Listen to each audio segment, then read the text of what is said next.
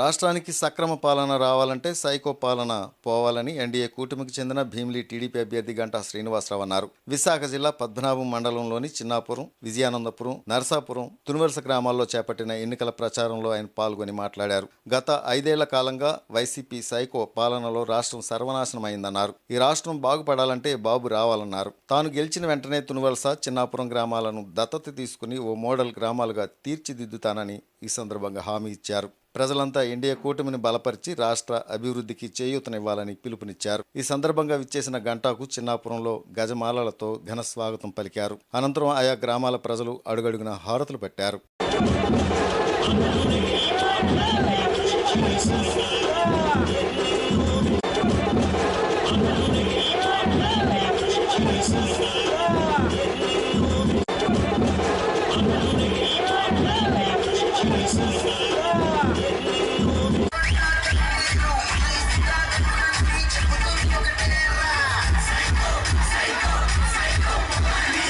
పద్మనాభం మండలం తునివలస గ్రామం మాది. తునివలస పంచాయతీ. గతంలో 2014లో గంటా శ్రీనివాసరావు గారు ఎమ్మెల్యేగా అత్యధిక మెజార్టీతో గెలవడమే కాకుండా మా ఊరి నుంచి కూడా మెజార్టీ ఇచ్చి అత్యధిక ఓట్లతో ఆయన గెలిపించినందుకు మా పంచాయతీకి 5 కోట్లు సుమారు ఇచ్చారు.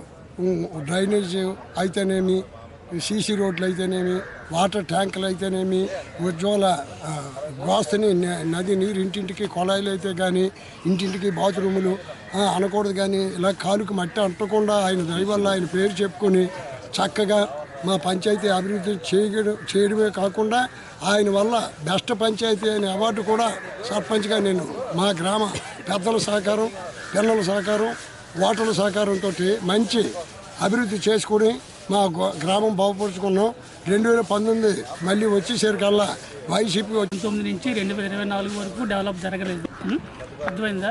ఇప్పుడు ప్రస్తుతం గంటా శ్రీనివాస్ వచ్చారు కాబట్టి అతను మేము ఎంతైనా ఎక్కువ మెజార్టీ తీసుకొచ్చి గెలిపిద్దానికి మేము అందరం కృషి చేస్తాం. ఈరోజు చిన్నాపురం గ్రామంకి ఉమ్మడి అభ్యర్థి అయిన గంటా శ్రీనివాసరావు గారు మా గ్రామానికి వచ్చేస్తున్నారు.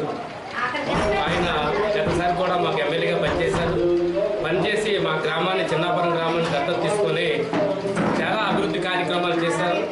మా ఊర్లో ఆయన దత్తత తీసుకోకముందు ఎటువంటి సిమెంట్ రోడ్డు కూడా ఏ వీధిలో కూడా లేదు.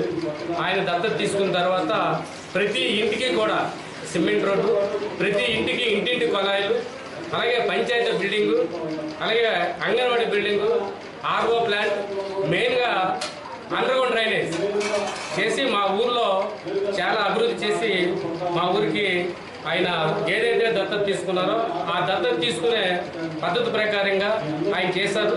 గతసారి ఆ మాట మీద ఏదైతే మేము ఇచ్చామో, ఏదైతే ఎక్కువ ఓట్లు పడితే ఆ గ్రామానికి మేము దత్తత తీసుకుంటున్న మాట ప్రకారంగా దత్తత తీసుకొని మా గ్రామాన్ని అభివృద్ధి చేశారు.